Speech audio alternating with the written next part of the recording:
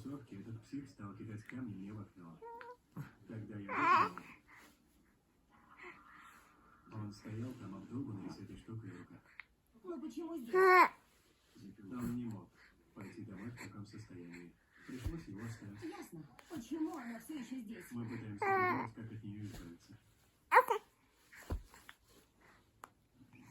Май, что стало?